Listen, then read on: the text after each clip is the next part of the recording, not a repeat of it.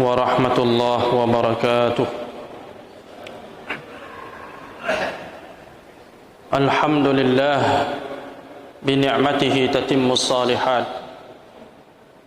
أشهد أن لا إله إلا الله وحده لا شريك له، وأشهد أن محمدا عبده ورسوله. اللهم صل وسلم وبارك على نبينا محمد وعلى آله وصحبه أجمعين. أما بعد. Hadirin kaum muslimin wal muslimat, jamaah maghrib yang dirahmati Allah subhanahu wa ta'ala. InsyaAllah pada malam yang mulia ini kita akan kembali melanjutkan kajian sirah sahabat, yaitu Fatimah binti Rasulullah sallallahu alaihi wasallam, salah seorang putri Nabi sallallahu alaihi wasallam dan ahlu bait Rasulullah sallallahu alaihi wasallam. Sebagaimana telah kita jelaskan pada pertemuan-pertemuan sebelumnya, bahwasanya Fatimah radhiyallahu anha senantiasa menyertai Rasulullah sallallahu alaihi wasallam dalam setiap perjuangannya. Perjuangan yang paling sulit dihadapi oleh Nabi adalah periode Makkah, di mana Nabi sallallahu alaihi wasallam harus berhadapan dengan hegemoni orang-orang musyrikin Makkah yang senantiasa berbuat zalim, menindas dan mengintimidasi Rasulullah sallallahu alaihi wasallam dan kaum muslimin yang bersamanya. Setiap gangguan dan perlakuan yang tidak baik dari kaum musyrikin Mekah terhadap Nabi sallallahu alaihi wasallam itu disaksikan oleh Fatimah radhiyallahu anha.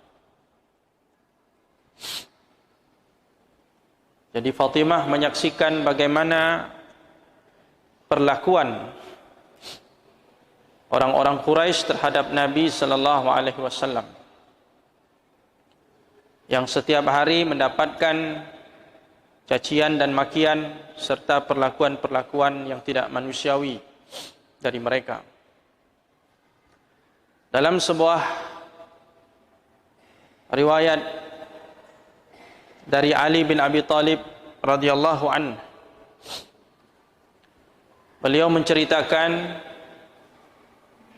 beberapa kisah atau salah satu kisah dari perlakuan orang-orang musyrikin terhadap Nabi sallallahu alaihi wasallam di Mekah. Suatu hari beliau melihat bahwa Rasulullah sallallahu alaihi wasallam dikelilingi dan dikepung oleh orang-orang Quraisy.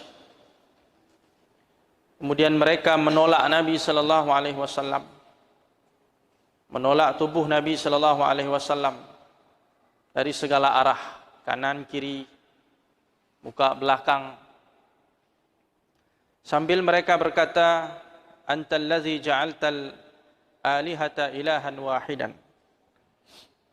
Apakah engkau telah menjadikan Tuhan-Tuhan yang banyak itu menjadi satu Tuhan? Jadi mereka menyakiti tubuh Nabi sallallahu alaihi wasallam, memukulinya, menolaknya dengan kasar, sambil mereka berkata, apakah kamu akan menjadikan Tuhan-Tuhan yang banyak itu menjadi satu Tuhan? Ali bin Abi Thalib mengatakan, demi Allah, pada saat itu tidak ada seorang pun dari kami yang berani mendekat kecuali Abu Bakar Siddiq radhiyallahu anhu. Abu Bakar datang membela Nabi sallallahu alaihi wasallam, menolak tubuh orang-orang kafir yang menyakiti Nabi sallallahu alaihi wasallam. Jadi dia berdua dengan Rasulullah saja. Ini menunjukkan kesetiaan Abu Bakar yang luar biasa dan pembelaannya yang luar biasa terhadap Nabi sallallahu alaihi wasallam dalam kondisi sulit seperti itu. Sambil Abu Bakar berkata, "Wailakum, celaka kalian, ataqtuluna rajulan ay yaqula rabbi Allah wa qad ja'akum bil bayyinati min rabbikum." Kata Abu Bakar mengutip salah satu ayat dalam surah Ghafir ayat 28 yang artinya, apakah kalian akan membunuh seorang laki-laki yang mengatakan Tuhanku hanyalah Allah, dan laki-laki itu telah membawa pada kalian bukti-bukti yang nyata dari Tuhan kalian. Apakah orang seperti Muhammad ini akan dibunuh padahal dia mengajak kepada yang benar? Nah, ini yang terucap di lidah Abu Bakar Siddiq sambil dia membela Nabi sallallahu alaihi wasallam dan menolak orang-orang kafir tadi dengan hujah-hujahnya. Ketika Ali bin Abi Thalib menceritakan itu, kemudian beliau terlihat menangis sampai basah jenggotnya. Beliau mengatakan, Ali bin Abi Thalib mengatakan, apakah mukmin dari keluarga Fir'aun itu lebih baik atau Abu Bakar yang lebih baik? Jadi ayat dalam surah Ghafir ayat 28 itu adalah ucapan yang pernah diucapkan oleh seorang yang beriman kepada Nabi Musa dari keluarga Fir'aun. Ada satu orang dari keluarga Fir'aun yang seharusnya atau yang diduga dia beriman ataupun mendukung Fir'aun, ternyata dia beriman kepada Nabi Musa. Dari keluarga Fir'aun itu ada orang yang beriman kepada Nabi Musa. Dia mengucapkan kata-kata itu untuk membela Nabi Musa. Ali bin Abi Thalib mengatakan, apakah orang mukmin yang ada di keluarga Fir'aun itu lebih baik atau Abu Bakar yang lebih baik? Kepada orang-orang yang ada di hadapannya, Ali bin Abi Thalib bertanya, tidakkah kalian menjawab pertanyaanku? Kata Ali bin Abi Thalib. Kemudian dia menjawab. Ali menjawab pertanyaan itu. Dia yang bertanya dan dia yang menjawab. Dia katakan, fa wallahi la sa'ah min Abi Bakrin khairum min alfi sa'ah min misli mu'min ali Fir'aun.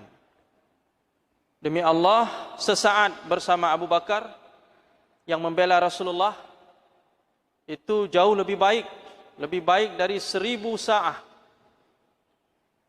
1000 kali lebih baik daripada mukmin dari keluarga Fir'aun yang membela Nabi Musa.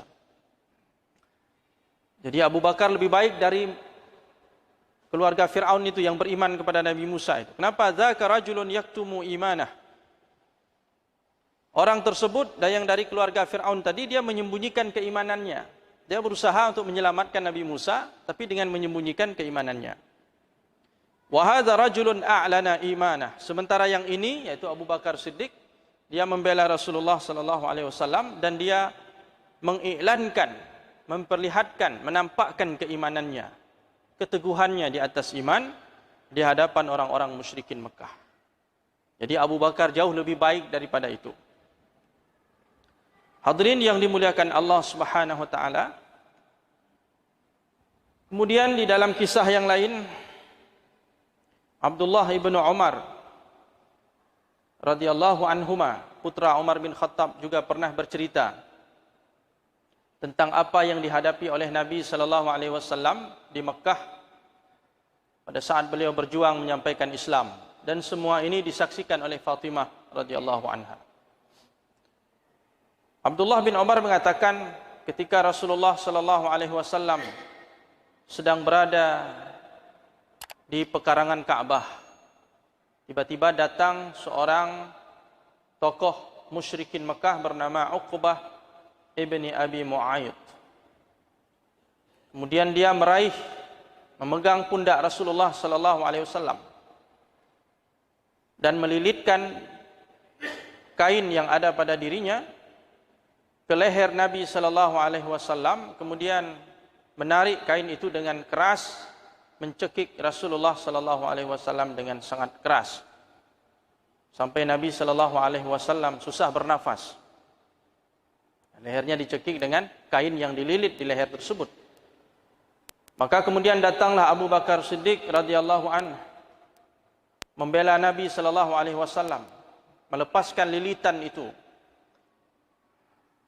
melindungi Nabi sallallahu alaihi wasallam. Seraya dia berkata, "Ataqtuluna rajulan ay yaqula rabbi Allah wa qad ja'akum bil bayyinati min rabbikum." Kembali ucapan itu diucapkan oleh Abu Bakar Siddiq radhiyallahu an ketika dia membela Nabi sallallahu alaihi wasallam dari gangguan orang-orang musyrikin Mekah. Jadi dalam berbagai kesempatan Abu Bakar Siddiq tampil dia seorang diri membela Nabi sallallahu alaihi wasallam. Padahal yang dihadapi itu adalah tokoh-tokoh musyrikin Mekah yang sangat disegani. Kemudian hadirin yang dimuliakan Allah Subhanahu wa taala, dalam kisah yang lain Abdullah bin Mas'ud menceritakan dalam hadis yang sahih, yang tadi juga hadisnya sahih. Abdullah bin Mas'ud mengatakan, suatu hari Nabi sallallahu alaihi wasallam sedang salat di Baitullah, di Ka'bah.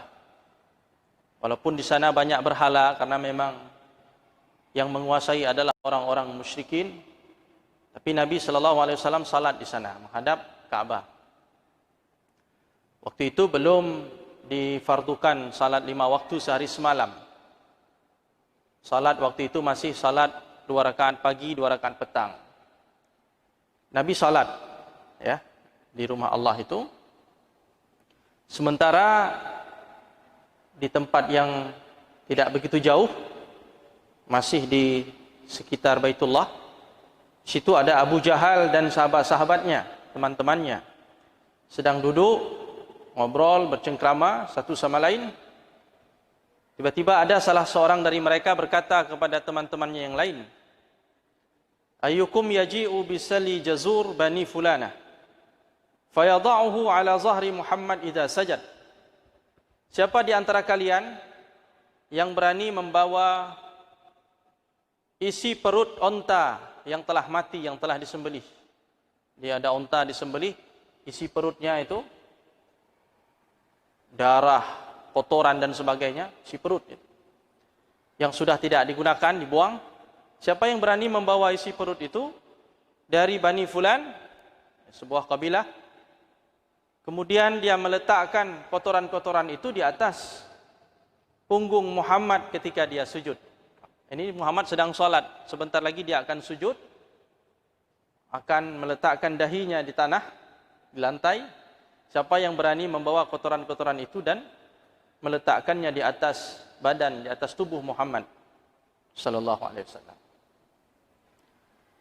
Fanba'asa ashqal qaum, maka bangkitlah orang yang paling celaka dari mereka. Ini yang kumpul-kumpul ini celaka semua. Di antara yang celaka ini ada yang paling celaka. Dia bangkit menyatakan kesediaan, siap dan berani untuk mengambil kotoran-kotoran itu dan menaruhnya di atas tubuh Nabi sallallahu alaihi wasallam. Ketika dia melihat ya, dia bawa itu kotoran-kotoran tersebut, dia tunggu sampai Nabi sujud. Ketika Nabi sujud, dia pun dengan beraninya meletakkan kotoran itu di atas tubuh Nabi sallallahu alaihi wasallam. Akhirnya badan Nabi berlumur dengan kotoran itu, darah-darah itu, isi perut onta itu. Kata Abdullah bin Mas'ud, "Wa ana anzur la ughni syai'a." Saya hanya bisa melihat, saya tidak bisa berbuat apa-apa. Waktu itu Abdullah bin Mas'ud pun masih kecil, usianya masih muda. Dia sayang kepada Nabi, dia ingin membela Rasulullah, tapi dia tidak kuasa, tidak mampu. Karena dia harus berhadapan dengan Abu Jahal ini. Ya, tokoh musyrikin yang paling parah, yang paling berat ya kejahatannya terhadap Islam dan kaum muslimin. Lau kanat li mana'ah, seandainya saja saya punya kekuatan mampu membela Rasulullah, tapi apa daya, saya waktu itu tidak mampu melakukannya. Faja'alu, dia bercerita, Abdullah bin Mas'ud bercerita, faja'alu yadhakun wa yuhilu ba'duhum ala ba'din, dalam satu riwayat wa yamilu ba'duhum ala ba'd. Setelah mereka melihat pemandangan itu, mereka tertawa, terbahak-bahak. Abu Jahal dan kawan-kawannya tertawa. Saking terbahak-bahaknya mereka tertawa sampai tubuh mereka hoyong begitu. Karena saking senangnya mereka tertawa, tubuh mereka hoyong. Ya. Gembira sekali melihat kondisi Nabi sallallahu alaihi wasallam yang dihina seperti itu. Wa Rasulullah sallallahu alaihi wasallam sajidun la yarfa'u ra'sah. Dan Rasulullah ketika itu tetap bersujud, beliau tidak mengangkat kepalanya. Hatta ja'adhu Fatimah, sampai datanglah Fatimah radhiyallahu anha, datanglah putrinya. Datang Fatimah radhiyallahu anha melihat ayahnya diperlakukan seperti itu. Dalam riwayat yang lain, ada seseorang yang melihat kejadian itu, kemudian dia pergi ke rumah Nabi sallallahu alaihi wasallam dan memberitahukan kepada Fatimah bahwa ayahnya diperlakukan seperti itu. Ketika itu Fatimah masih muda sekali, masih gadis kecil. Akhirnya Fatimah datang dengan bergegas, dengan langkah cepat dia datang melihat ayahnya yang dihina oleh orang-orang musyrikin. Dia lihat Nabi masih sujud, kemudian Fatimah datang dan membersihkan tubuh ayahandanya dari kotoran-kotoran tersebut. Setelah tubuhnya bersih, Fatimah kemudian datang mendatangi orang-orang musyrikin tadi, Abu Jahal dan kawan-kawannya yang sudah memperlakukan Rasulullah dengan perlakuan yang sangat keji dan buruk. Fatimah datang menghadap mereka, tasubbuhum, kemudian Fatimah menghina dan memaki-maki mereka. Jadi waktu itu Fatimah marah karena ayahnya diperlakukan seperti itu. Ini marahnya Fatimah ini berpahala nih, marah karena Allah nih. Seperti marahnya kita ketika Rasulullah umpamanya dihina, dihujat, dibuat karikatur macam-macam, marah kita sama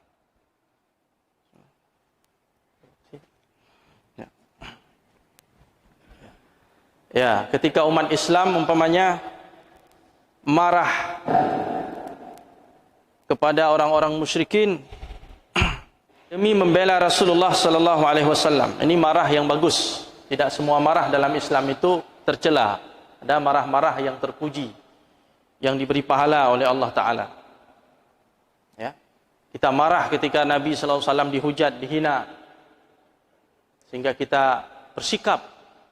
Ini namanya ghirah, kecemburuan dari seorang mukmin terhadap agamanya, terhadap rasulnya, terhadap muqaddasat, hal-hal yang sakral di dalam agamanya. Ketika Al-Quran dihina, Rasul dihina, kiblat kita dihina, kita marah. Ini bagian dari panggilan iman. Seperti marahnya Abu Bakar dulu ketika Rasulullah dihujat, dihina, sampai Abu Bakar pernah memaki mereka dalam perjanjian Hudaybiyah itu. Nah, kisahnya masyhur dan ada dalam hadis sahih. Ini marah yang berpahala.